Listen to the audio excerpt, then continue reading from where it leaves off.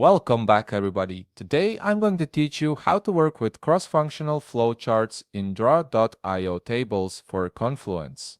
This is an incredibly useful feature when you need to visualize processes that involve multiple teams or departments, making collaboration and workflow planning much clearer and more organized. To get started, go to your Confluence website and navigate to the page where you want to create your flowchart. Once you're on the page, look at the top toolbar and click the plus icon. This will open up a menu where you can search for different content types. Type draw in the search bar. And from the results, click on draw.io diagram. This is the tool we'll be using to build our cross-functional flowchart. After clicking it, the draw.io interface will begin to load. Once it does, you'll see several template options appear. For this tutorial, we want to start from scratch, so click on blank diagram and then click create. This gives you a clean canvas to work with and full control over your flowchart design. Now that the editor has loaded, direct your attention to the top toolbar. You'll see a table icon there. Click on it and a small menu will appear. In this menu, make sure to check the checkbox labeled Title. This ensures your table will have a title row, which is essential for organizing your cross-functional flowchart properly. Next, you'll need to select the table size. For this tutorial, we're going to use a 3x2 table, meaning 3 columns and 2 rows. Before you finalize your selection, here's a crucial step. Hold down the Control key on your keyboard. Keeping this key pressed activates the cross-functional flowchart feature in Draw.io, which formats the table specifically for this type of diagram. Now, with Control still held down, click your table selection. Once the table appears on your canvas, you can rename it to something meaningful for your project. This title helps keep your work organized, especially if you're managing multiple diagrams.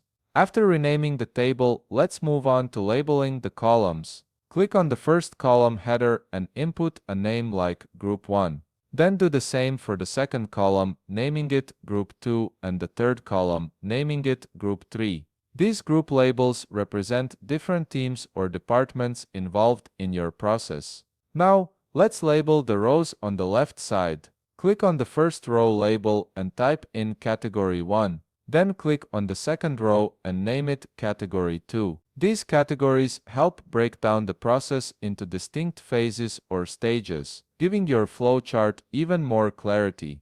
With your table structure in place, it's time to add the actual flowchart shapes. On the left side panel, click on Flowchart.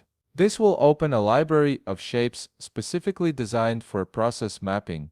From this library, drag a process shape into one of your table cells. Double-click on the shape and name it Activity 1. This represents the first step in your workflow. Next, let's add a decision shape to the flowchart. Drag it into another cell and name it Decision 1. Decision shapes are typically diamond-shaped and represent points in the process where a choice or evaluation needs to be made.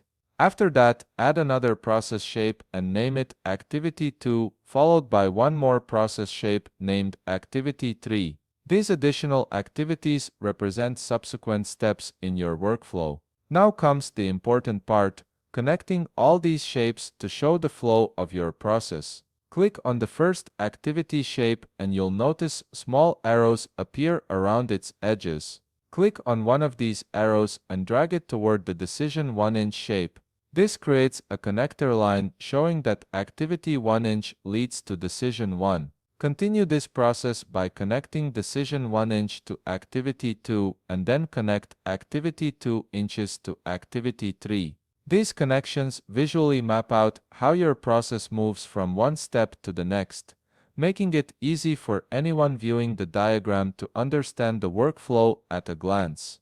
And there you have it, you've successfully created a cross-functional flowchart in Draw.io for Confluence, complete with labeled groups, categories, and connected process steps. If you found this video helpful, please leave a like, subscribe, and see you in the next video.